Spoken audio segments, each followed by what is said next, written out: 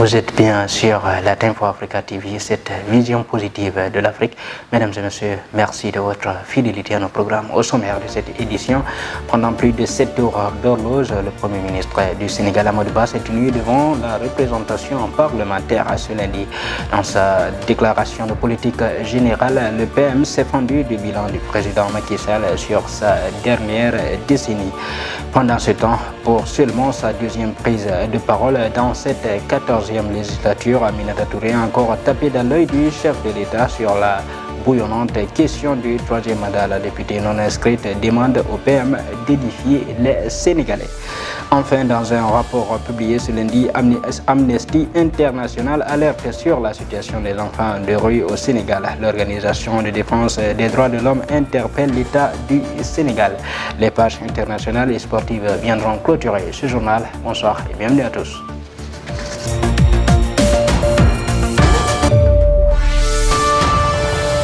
Pendant plus de 7 heures d'horloge, ce lundi, le PM Amadou Ba s'est tenu devant la représentation parlementaire pour livrer justement sa déclaration de la politique générale qu'il compte mettre en œuvre avec son équipe gouvernementale.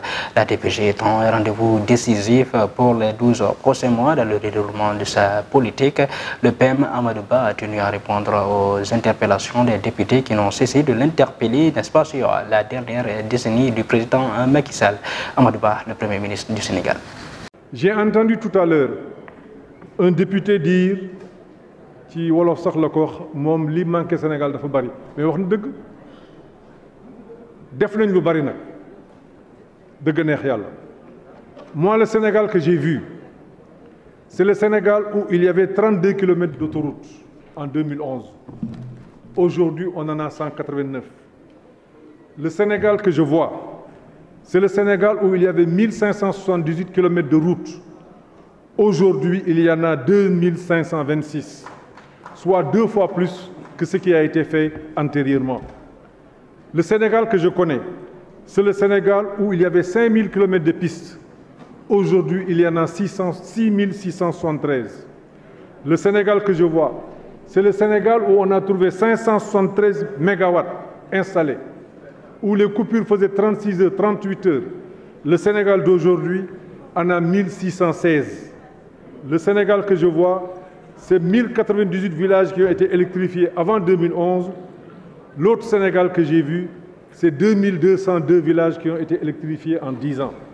Le Sénégal que je vois, c'est 11 ponts qui existaient avant 2011. 20 nouveaux ponts sont venus s'ajouter à ces ponts. Le riz, je parle de la production de riz. Nous avions 405 824 tonnes. 405 824 tonnes avant 2011. Aujourd'hui, on est à 1 326 000 tonnes. Ce sont des progrès indéniable. Et puis le président du groupe parlementaire Liberté, Démocratie et Changement s'est voulu le porte-parole des députés de l'opposition. Face au PMA Amadou Ba, Mamadou Lamine Thiam interpelle le chef du gouvernement sur l'organisation des élections et l'invite à travailler pour la mise en place des ministères neutres qui sera chargé uniquement des questions électorales. Mamadou Lamine Thiam, député libéral. Monsieur le Premier ministre, nous vous avons entendu les réponses que vous nous avez données, notamment par rapport à l'état de droit. Je vous cite, vous avez dit que c'est une quête permanente. Allons-y donc vers cette quête permanente. Ce doit donc être une affaire pour tous, un engagement fort que nous devons tous prendre pour que l'état de droit puisse triompher. Ce que je retiens est que pour qu'il y ait un état de droit, il faut donc qu'il y ait des démocrates, c'est-à-dire des hommes tolérants, des gens qui s'assignent cette mission.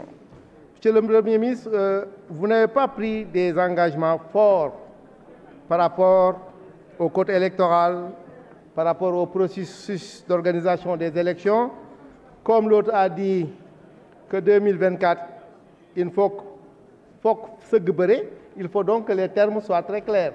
C'est pourquoi il nous faut nécessairement reparler du code électoral, reparler du processus, et je me fais encore le porte-parole fort de l'opposition. Nous l'avions dit lors du passage de M. le ministre de l'Intérieur, l'opposition réclame la nomination d'un ministre chargé des élections. Le ministre de l'Intérieur, il peut s'occuper des tâches traditionnelles d'un ministre de l'Intérieur, mais nous voulons un ministre chargé de l'organisation des élections. Les prédécesseurs du président Macky Sall l'ont fait, pourquoi pas lui? L'autre élément, j'ai entendu un collègue dire tout de suite, vous demandez de ne pas vous occuper de quelques Sénégalais isolés quelque part, que l'État ne pouvait pas s'en occuper. Je suis désolé. Je ne pensais pas que le président allait parler comme ça. Je vous le disais dans le sommaire, pour seulement sa deuxième prise de parole devant la représentation nationale dans cette 14e législature, la dame de fer Aminata Touré, députée non inscrite, a encore tapé dans l'œil du chef de l'État, notamment sur la question du troisième mandat parlementaire. Veut entendre le Premier ministre Amadou Ba donner sa position sur cette question. Aminata Touré, députée non inscrite. Monsieur le Premier ministre, Monsieur le Premier ministre, vous l'avez dit tout à l'heure, il faudra que nous nous unissions et ensemble et travailler pour le Sénégal. Oui, je suis d'accord, c'est bien, mais il y a quelque chose de très principal que vous avez oublié. Pour que cela puisse prospérer, il faut qu'on respecte nos tests. Je vais bien parler de la Constitution. Je voudrais savoir, Monsieur le Premier ministre, pouvez-vous nous confirmer que le mandat du président Macky Sall arrive à échéance en février 2024? La Constitution, elle est claire sur cette question. Nul ne peut faire plus de 2 mandats consécutifs. Monsieur le Premier ministre, vous êtes un intellectuel et je suis sûr que vous apporterez une réponse claire à ma question. Les Sénégalais attendent cette réponse avec impatience. Donc, votre plan d'action va se limiter à février 2024. C'est donc un plan sur 12 mois et non 14. Alors il faut le dire aux Sénégalais pour qu'ils puissent l'entendre.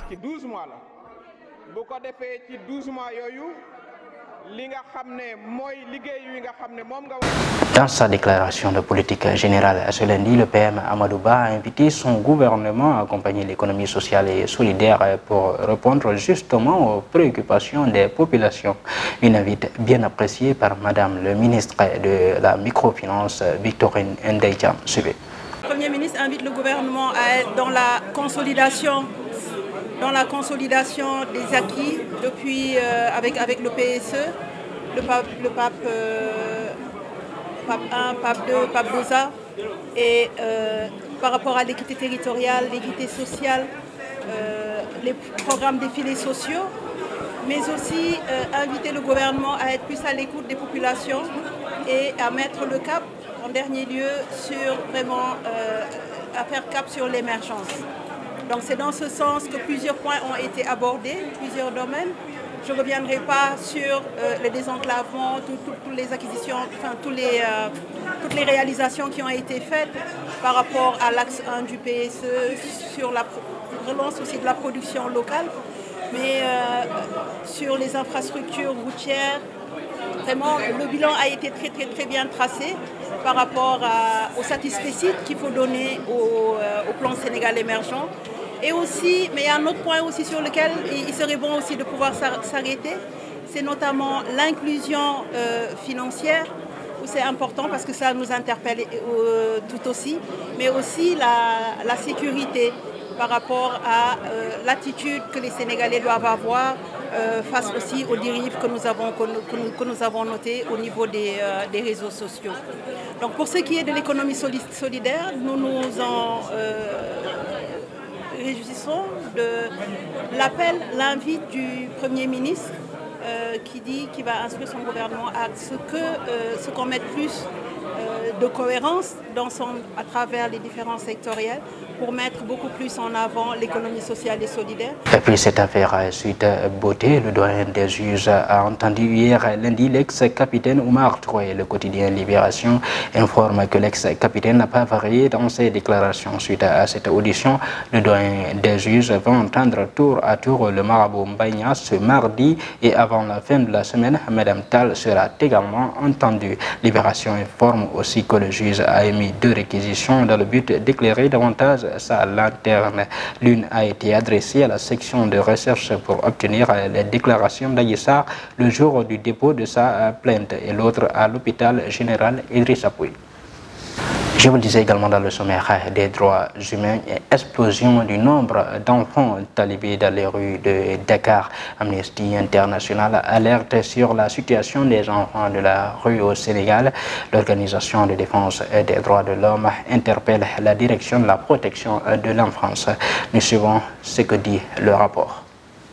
Amnesty International a publié ce lundi 12 décembre un rapport sur les conditions de vie et l'exploitation économique des enfants de rue au Sénégal. Ce rapport interpelle les dirigeants politiques sur le manque de volonté de protéger ces enfants. Ces derniers apparaissent au petit matin pour mendier et disparaissent à la nuit tombée pour réintégrer leur école, communément appelée les Dara. De nos jours, rien qu'à Dakar, il existe entre 50 000 et 200 000 talibés selon des études menées par l'État et des ONG ces dernières années. Pour Amnesty International, c'est l'une des priorités de l'État, cartographier et connaître toutes les daras du Sénégal pour évaluer le nombre d'enfants, mieux contrôler ces lieux, le chef religieux qui les dirige. L'organisation de défense des droits de l'homme rappelle aussi qu'une loi est en place depuis 2005 qu'elle interdit la traite et l'utilisation des enfants pour mendier, mais qu'elle n'est pas suffisamment appliquée. Interrogé par Amnesty International, des responsables de la protection d'enfants rappellent que des fonds alloués représentent moins de 1% du budget de l'État et que ce montant est en baisse depuis 2015. L'affaire Papa Alé Niang, à présent, après 2 jours de mise en observation à la clinique, le journaliste retourne à la prison de Sébikotane et décide également de ne plus quitter sa cellule. J'informe l'opinion nationale et internationale que je suis plus que déterminé à poursuivre ma grève de la faim. Je dénonce mon enlèvement sur les allées Pape Gueye Fall, ma séquestration dans les locaux de la sûreté urbaine et ma détention arbitraire et injuste à la prison de Sébikotane, a déclaré le journaliste d'investigation et patron de Dakar Matin, Pape Alé Niang. Voilà pour l'actualité nationale. À présent, c'est l'international. Près de chez nous, en Guinée-Conakry, procès du 28 septembre, Dadis Camara dément Toumba Diakité sur le coup d'état du CNDD en 2008. Et puis ouverture du sommet États-Unis-Afrique en présence d'une 50aine de chefs d'État. Enfin, en Turquie, Recep Tayyip Erdogan veut transformer son pays en hub gazier. Nous suivons les explications. Comme annoncé précédemment, le capitaine Moussa Dadis Camara a comparu ce lundi 12 décembre 2022 devant le tribunal criminel de Dixine, délocalisé à la cour d'appel de Conakry. Et devant cette juridiction, l'ancien président du CNDD a démonté en pièces le film de prise de pouvoir jusque-là vendu au tribunal par Aboubakar Diakité, alias Toumba, son ancien aide de camp. Dadis Camara dit avoir eu sa plus grande frustration quand il a entendu Toumba s'attribuer le mérite de l'avoir donné le pouvoir. Il assure que ces propos de Toumba Diakité ne sont que de simples allégations sous forme pyramide dont les structures ne tiennent pas. Et puis le sommet États-Unis-Afrique s'ouvre ce mardi 13 décembre à Washington. Les dirigeants de 49 pays africains de l'Union africaine étant conviés pendant 3 jours dans la capitale américaine pour parler sécurité, économie, santé ou encore changement climatique. Les États-Unis veulent réaffirmer leur intérêt pour le continent africain après la présidence de Donald Trump. Le président américain se livre à un exercice de rattrapage, estime une source ouest-africaine. Si chaque pays a ses propres attentes, indique cette même source, l'ensemble du continent se réjouit du retour de Washington. Pendant son mandat, le prédécesseur de Joe Biden, Donald Trump, n'avait en effet jamais cassé son désintérêt pour l'Afrique. Il s'agit là du deuxième sommet après celui organisé par Barack Obama en 2014. Enfin, les présidents de la Turquie, de l'Azerbaïdjan et du Turkménistan se retrouvent ces 13 et 14 décembre en sommet tripartite au Turkménistan. Les dirigeants y parleront surtout des approvisionnements en gaz bousculés par la guerre de la Russie en Ukraine. Le président turc souhaite notamment que son pays serve au transit du gaz turkmèque vers les marchés européens. C'est une idée déjà ancienne et qui mettra sans doute des années à se réaliser, mais Recep Tayyip Erdogan estime le moment opportun pour la proposer à nouveau. Il s'agit de transporter le gaz du Turkménistan via la mer Caspienne jusqu'en Azerbaïdjan, puis de le faire passer par un réseau de gazoducs en Géorgie et en Turquie vers les pays européens. Maintenant, place à la page sportive. Équipe nationale du Sénégal, le technicien Aliou Cissé réfléchirait à quitter son poste d'entraîneur. Classement FIFA, le Maroc va va détrôner le Sénégal et devenir leader africain. Enfin, Coupe du Monde 2022 face à la Croatie, l'Argentine suivra son guide Lionel Messi dès ce soir.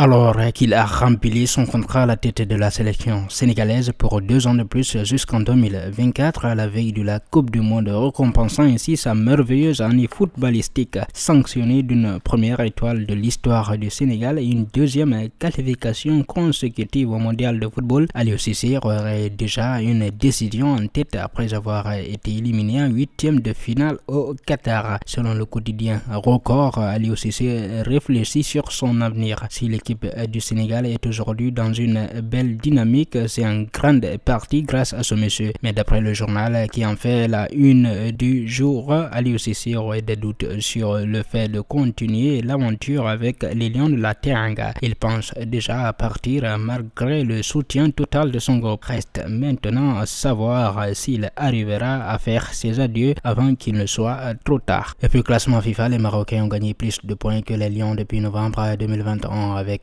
déjà 5 matchs disputés à la Coupe du Monde. Le Maroc reste sur un match nul face à la Croatie et 4 victoires de rang sur des adversaires pas toujours modestes. La Géorgie, la Belgique, le Canada, l'Espagne et le Portugal. Des vis-à-vis qui sont mieux placés au classement FIFA, excepté les Canadiens bien sûr, et donc qui vont faire grimper le Maroc au tableau FIFA de cette année. Contrairement au Sénégal qui a obtenu 2 victoires face à des adversaires qui sont derrière au classement. Le Qatar qui est 50e et l'Équateur à la 44e place à la dernière apparition. En tout cas, sachant que chaque victoire obtenue en phase finale de la Coupe du Monde vaut 50 points jusqu'au 8e de finale et qu'une victoire en quart de finale équivaut à 60 points. Le Maroc est assuré de devancer le leader africain depuis 4 ans, le Sénégal. D'ailleurs, selon nos calculs, les Lions de l'Atlas devraient sortir de la compétition avec au moins un total de 1666,87 points, soit 103,37 points gagnés dans ce mondial. Enfin, Qatar 2022, l'Argentine de Lionel Messi affronte la Croatie ce soir au stade de Lusail en demi-finale de la 22e édition de Coupe du Monde. Les Argentins sont à une marche de la finale comme en 2014 au Brésil pour sa 5e participation mondiale. L'ancien joueur de Barcelone est dans une forme étincelante. À présent, reste à savoir s'il saura vaincre le mur Luka Modric. Mesdames et messieurs, voilà qui met fin à cette grande édition d'information. Tout le plaisir a été pour moi de vous servir.